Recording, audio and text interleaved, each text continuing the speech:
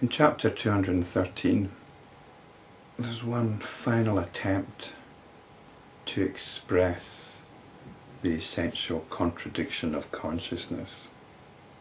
Consciousness is what is conscious of something. Awareness is what is aware of something. So to be conscious is to set up an intrinsic dynamic between awareness and an object of awareness. But when inquired into, there can be no object of awareness.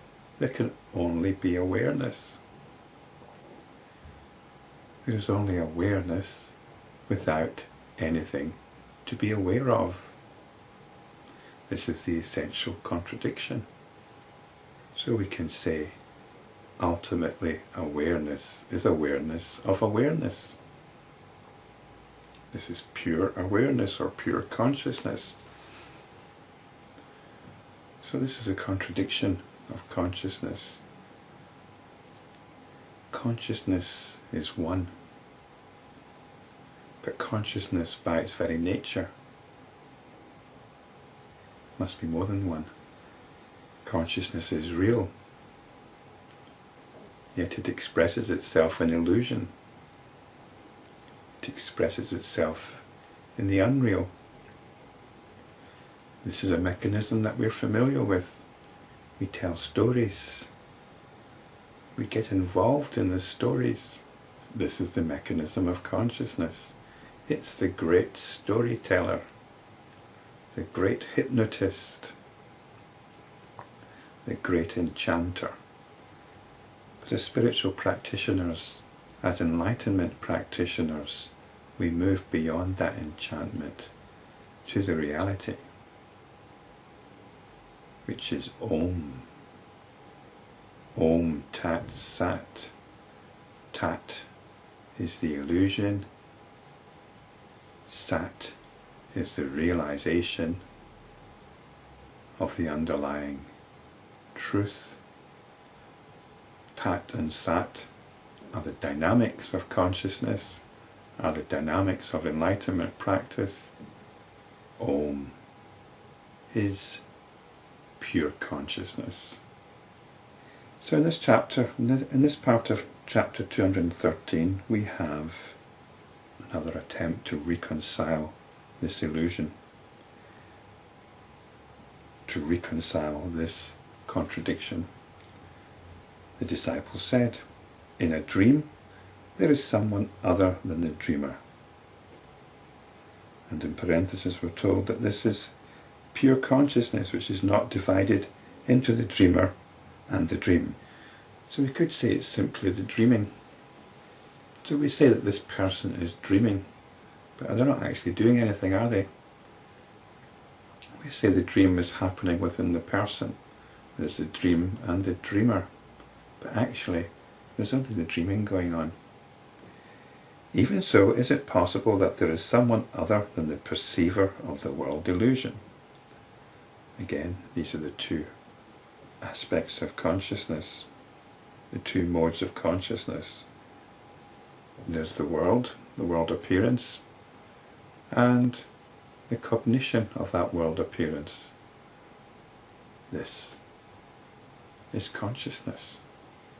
The preceptor said, that is so. Therefore, its real nature or form is not the world appearance. Consciousness alone is, and it illumines whatever is, but the experience is experienced by another. Hence, it is the synthesis of contradictions. It does not illumine anything, and it cannot even be said to be existence. It is the appearance in the infinite consciousness. It's the experiencing. How can there be real and unreal in the observer? We cannot make this distinction between real and unreal. It is all consciousness, consciousness doing its thing. If it is said to be seen everywhere as all at all times, it can also be said that it is not seen as all everywhere at all times. It is the reality and it is the unreality at all times. It is the infinite consciousness. It does not perish, and the other, the world appearance, does not perish either.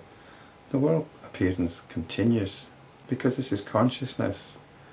What changes is our conviction in its reality, in its cognized reality. But it is as it is. And this is what can be realized when we go beyond what we think it is. And we usually think it's something. This is our limitation.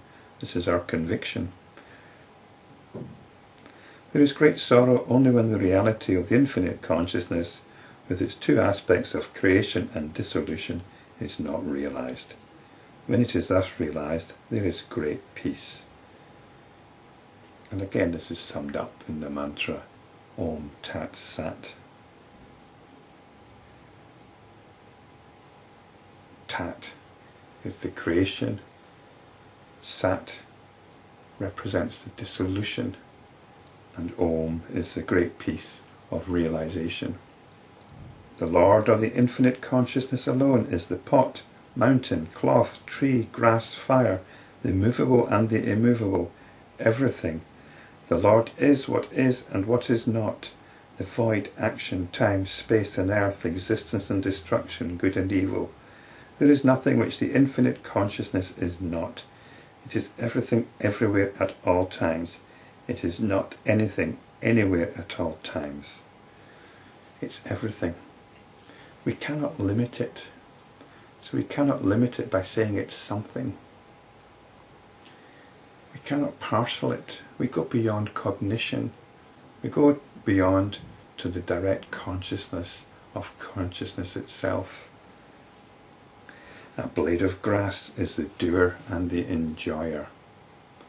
We go beyond the conviction that a blade of grass is a blade of grass. A blade of grass is consciousness. Consciousness is the only thing that is doing anything.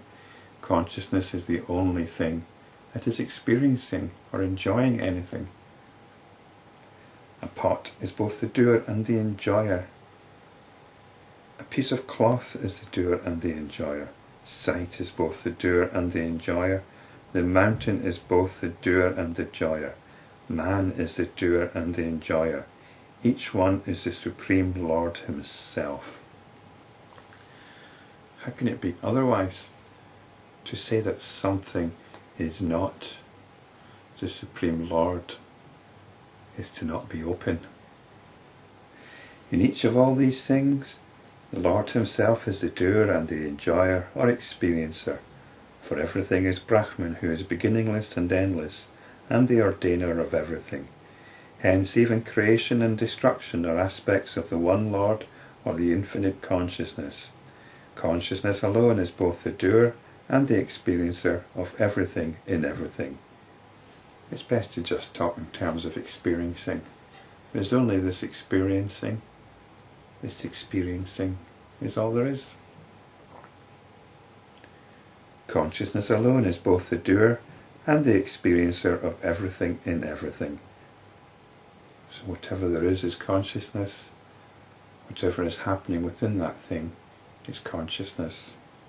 Hence none here is the doer and the experiencer of anything, or the Lord is the doer and the experiencer of everything.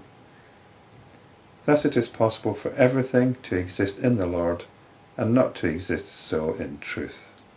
All this is as all this is experienced by each one. Thus did I instruct you, O Ram, and thus have I told you all that is worth knowing. Remain established in the reality, in the state of enlightenment. Be free in nirvana and rule the kingdom justly. Continue with enlightenment practice and get on with what needs to be done.